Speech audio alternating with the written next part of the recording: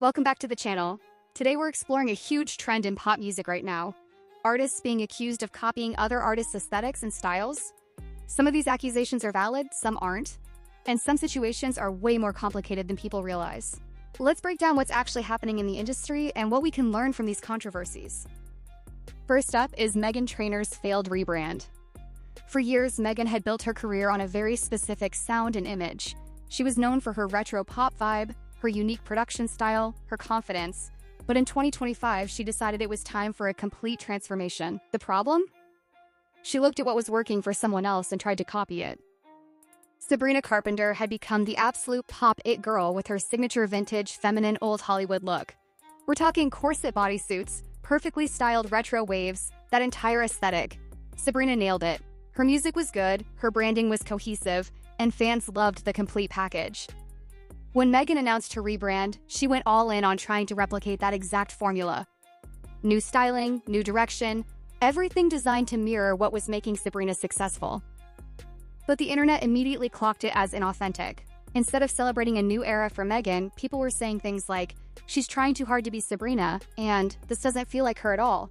The comments piled up. Fans felt like she was abandoning her own identity to chase someone else's success. And here's the thing. They were right.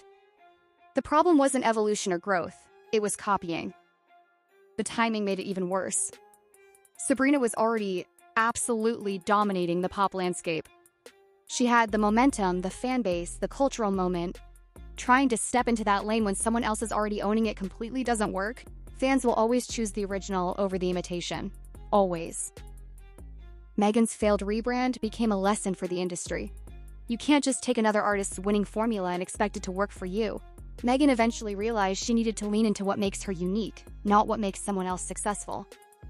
Now let's talk about Taylor Swift and Lana Del Rey. This one has been all over social media. People are claiming that Taylor completely stole Lana's aesthetic, her sound, her entire artistic direction. Some fans are convinced Taylor is just copying off Lana's playbook. But here's where we need to pump the brakes, because the reality is way more nuanced than that accusation suggests. Let's start with what Taylor has actually said about Lana. In 2019, during Billboard's Women in Music event, Taylor publicly called Lana the most influential artist in pop. She went on stage in front of thousands of people and specifically praised Lana's vocal stylings, her lyrics, her aesthetics. Taylor didn't hide this influence. She announced it publicly. She gave Lana credit directly. More importantly, Taylor and Lana are actual friends. They've collaborated together, they support each other's work. So when people claim Taylor copied Lana, they're completely ignoring the fact that Taylor has literally credited her influence publicly and repeatedly. That's not theft, that's respect and acknowledgement. Now, about the similarities people point to. Yes, some of Taylor's music videos have had moody, vintage elements similar to Lana's aesthetic. Yes, some of her albums explore darker themes and melancholy. But here's the thing. That aesthetic wasn't invented by Lana Del Rey. Vintage Hollywood imagery, melancholy narratives, and retro visuals are broader artistic trends that exist across the entire music industry. When Taylor explored darker themes in albums like 1989 or made the Wildest Dreams music video, she wasn't directly copying Lana. She was drawing from a larger cultural pool of inspiration. The reality is that influence and theft are two completely different things. Taylor has always been transparent about who inspires her work. She credits Lana repeatedly. They're friends, they've worked together. This isn't a copying situation. It's one artist deeply respecting another artist's work and allowing that to influence her own creative direction. Then there's Camila Cabello and Charli XCX. In 2024, Camila released her album See XOXO and dropped the single I Love It, featuring Playboi Carti. The song had hyperpop elements, and immediately the internet started claiming she was copying Charli XCX's entire aesthetic and sound.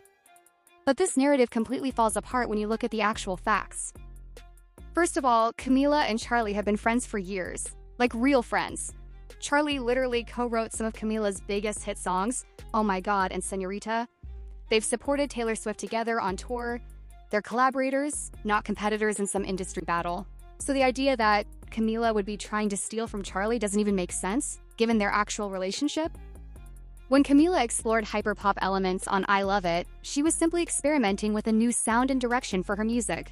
Yes, Charlie is known for hyperpop, but hyperpop isn't a genre that belongs exclusively to Charli XCX. It's an entire musical genre that multiple artists explore and work within. Camila had every right to hire producer El Guincho and experiment with hyperpop production. Multiple artists can work in the same genre without one copying the other. What really hurt Camila was the online discourse and the pile-on effect. People ran with the copying narrative before her album even came out, and Camila has spoken about how much this affected her mental health and her relationship with social media. The comparison was unfair. She was simply evolving as an artist and trying new things. That's what artists are supposed to do. Finally, Iranian singer Da faced some serious accusations of copying Sabrina Carpenter's entire brand, aesthetic, and sound. Her music video for Sorry was called out for directly mimicking Sabrina's massive hit Espresso, and the similarities were striking. We're talking about the same desert setting, a vintage car, specific camera angles, similar wardrobe choices.